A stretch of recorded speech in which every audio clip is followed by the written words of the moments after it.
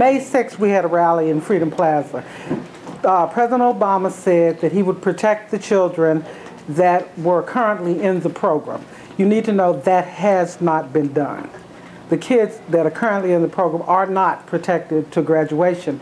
That really made us angry, so we decided that we would fight. We'd take the fight up a step. So for the last couple of months, we have been doing almost weekly vigils, protests, and getting flyers out, getting information out, planning this rally. Why is school choice important to America? I think school choice is important to America because if children are placed in schools that work best for them, then it's got to be a happier group of kids. It's certainly a more knowledgeable group of children. And that couldn't be anything but good for this country. You know, to have families able to choose schools that best benefit their children and have them excel and thrive in those schools. How will your battle to preserve school choice influence parents and students nationwide? I'm hoping that parents are going to be looking to D.C.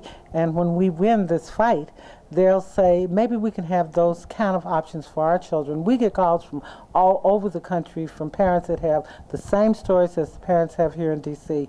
I spend a lot of time talking to parents everywhere. You know, they want to know that there's some hope for their children, that they don't have to put their children in schools that are not meeting their needs, that are working hard to figure out this how to teach children this one-size-fits-all kind of curriculum. They want to have their children in places where they're going to have a credible future because they're going to have the knowledge that comes along with being in those kinds of schools. Do you think the mainstream media has done an adequate job of reporting about your struggles with getting the school choice program reauthorized? I don't think that the mainstream media has always done the best of jobs, but I think the last few months that people have really begun to feel how difficult this is and how hard it's going to be on the families and the children, and they've stepped up, and I've been delighted. The Washington Post has just been incredible in their support. The Washington Times was always incredible in their support, has even stepped up their coverage of our problems. You know, the internet is wonderful, and so many bloggers and online papers have been talking about the situation and how terrible it is, and making sure that it stayed in the public eye. So the last few months have been great. But I think in the past, it's not been a subject that the media really wanted to get involved in. Education always placed on the back burner, and I tell you, as a country, we better start placing it higher up. Obama has committed to support programs that work, and this is one program that has been proven to work. Why do you think Obama has not been as supportive as he could be of this program?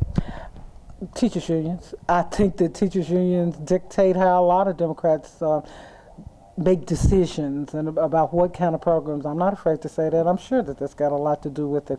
Otherwise, why wouldn't he support a program that works for kids? You know, there's got to be something holding them back, and those are the kind of things that oftentimes keep politicians from doing the right thing, in my opinion.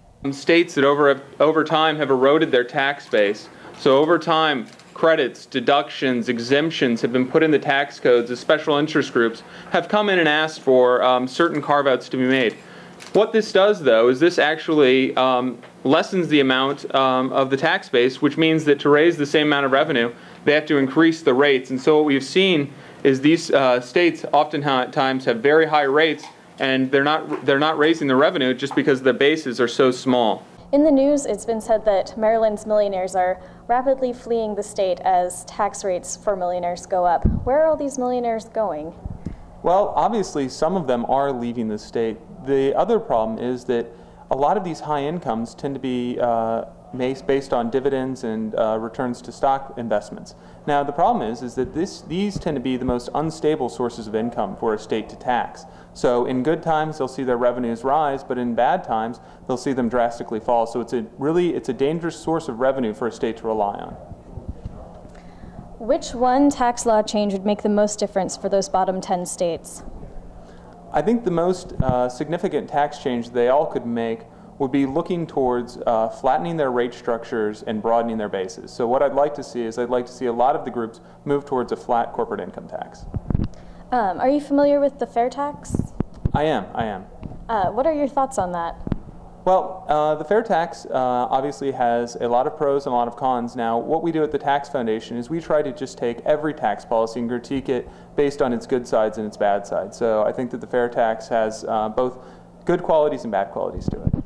Is there any sort of tax reform that you've seen around that you think would be the best for the United States?